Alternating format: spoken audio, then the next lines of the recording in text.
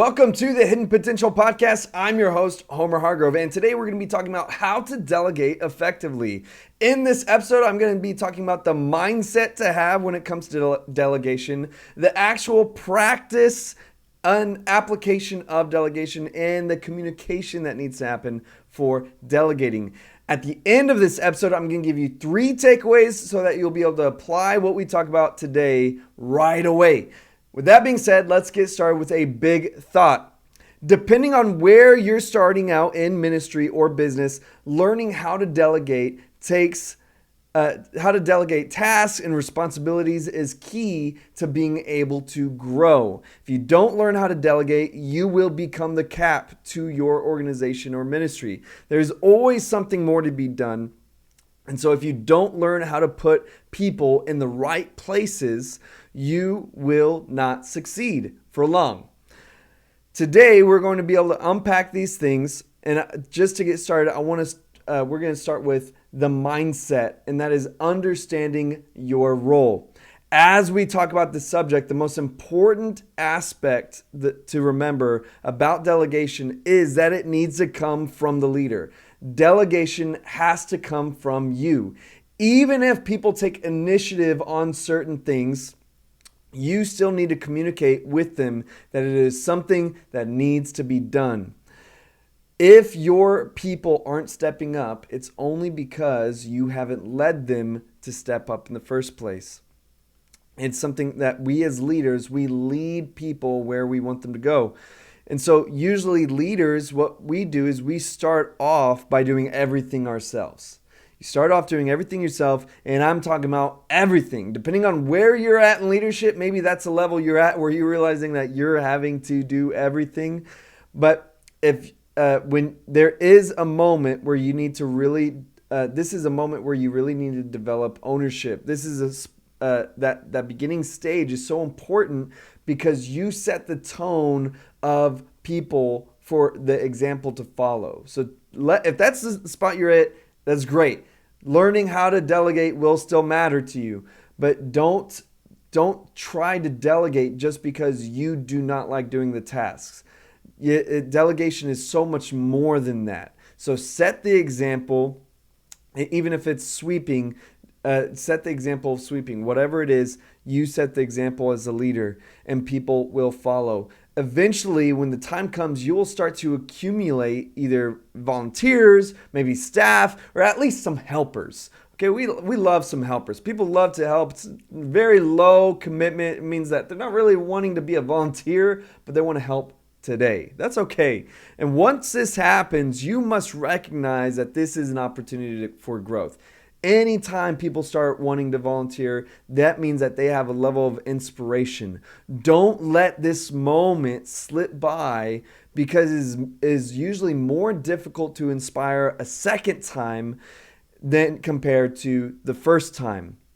You want to really capitalize on that momentum that's organic.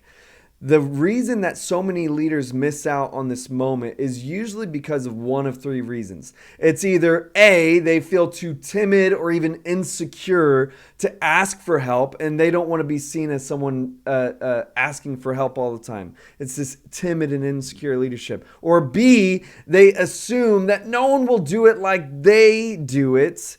And so they want it done just right, and they do everything themselves. And even when they do ask someone to help, they end up doing it anyway. And they take the broom from their hand and say, well, you got to do it like this.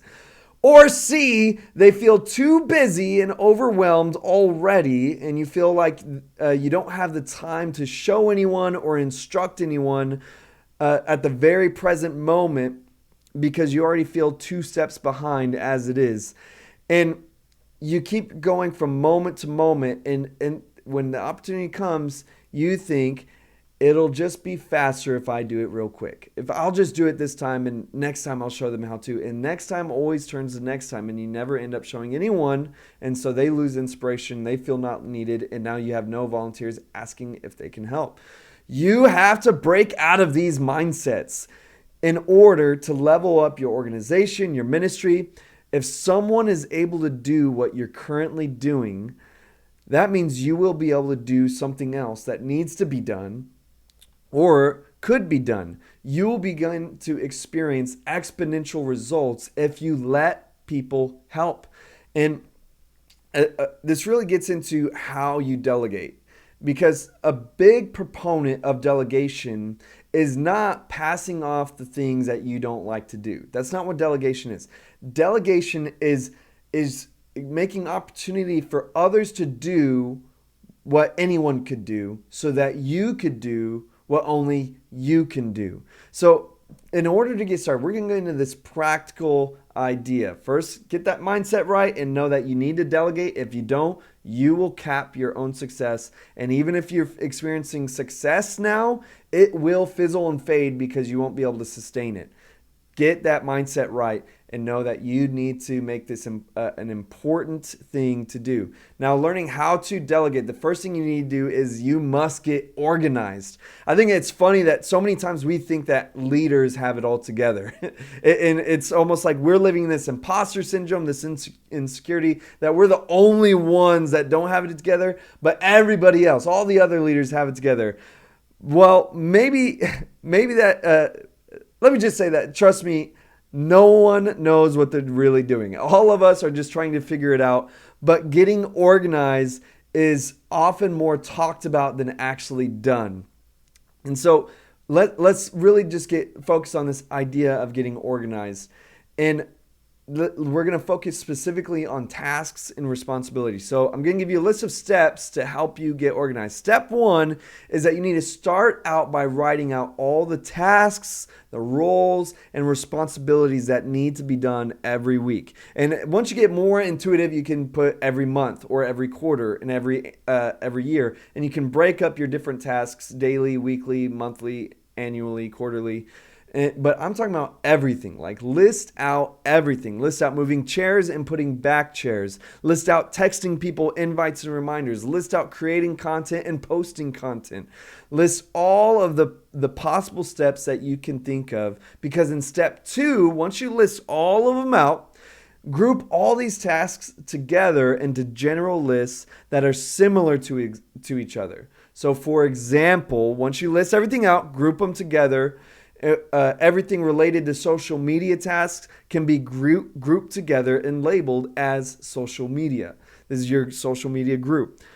Group everything and be aware that you will most likely end up with some subgroups. For example, like for my church, I have Sunday service group. That's a general group, a big group. And that is also broken up into subgroups like media group, cleanup group, setup group, hospitality group. So I have on Sunday church service, that's a group in itself for setup service. But within that group is all these other subgroups that have their own list of things to do.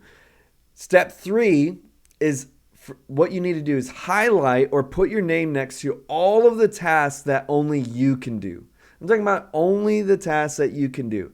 And depending on how big your ministry is, your organization is, this could be a lot of things or only a few things. The more you grow, the less that number should become. Because you want to continually delegate so that you're doing what only you can do. For example, on my list, I'm the only one who is currently creating the Sunday message. I'm the pastor. I create the Sunday message and I deliver it. Those are 2 tasks within my group that's only what I can do. Another idea is, like, for now, I am the only one who's creating videos and online content. I don't have someone else creating that content. That's something that I could delegate. So for your list, you can put all the things that only you can do, period, and also all the things that only you can do right now. I tell you what, I would love to delegate social media to someone soon, but it's not something that is, that's a more complex task that we'll get into later. And so it's something that I manage for the meantime. As we grow, something that would be delegated.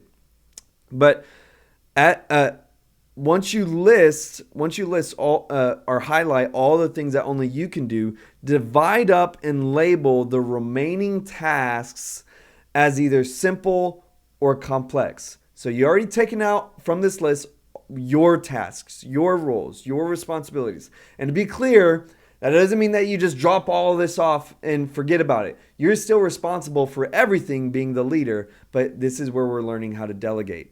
So now that we have everything that's left, divide it up and label everything remaining as either simple or complex. For example, I would label something like setting up chairs. That's a simple task, meaning that just about anybody could do that. It doesn't take a lot of intellect to set up chairs. Still takes instruction, especially if you want those chairs straight and you want them to start on a certain spot. Those are all things that take clear instruction, but it is still simple.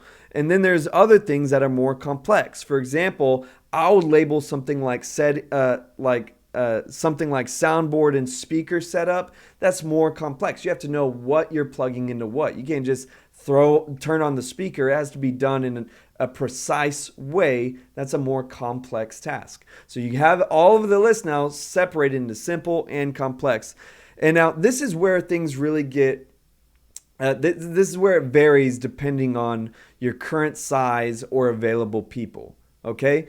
Because your first goal would be to delegate these tasks accordingly the best that you can.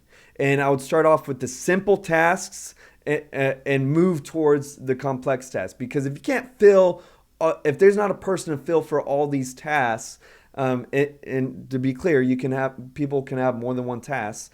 But if there's not enough people, if you're a smaller group, you may still have to cover the complex tasks. So you want to get those simple ones out of the way. Your first goal is to delegate all these tasks accordingly the best you can. But your end goal, this is where exponential delegation comes in, is to delegate the responsibilities of the group tasks to the point where your delegated person is following your example of delegation and building their own team to lead. See, that's what we really want, is someone to take over, say, the setup of service. You want someone else to be leading that, and they're delegating their own individual tasks to other people, but they're responsible for that group. You've delegated the responsibility for that group and all those tasks, and they can delegate individually to those tasks. See, that's what we want to get to. And we're constantly building up. Again, we're constantly trying to replace some of the current things that we're doing so that we can focus on what only we can do, and also that we can focus on growing and being creative and vision casting and seeing what we're going to do next. That's your job as a leader. But if you're so bogged down with all of these minute tasks, these monotonous tasks that anyone could be doing, you're not going to have enough brain power or energy to get anything to the next level. Your success will dissipate because you'll be too exasperated. So now that we understand this method of delegation, I want to end with this thought of communicating clearly. Communication is key to delegation, because what you can't overlook is in this process is giving them the tools to succeed. Anything that you delegate, you want to do your best at giving them the right tools so that they can know that they've succeeded, and you're helping them succeed by giving clear communication and instruction. Like I just gave a simple example with the chairs. At first, so many of us can you help set up chairs?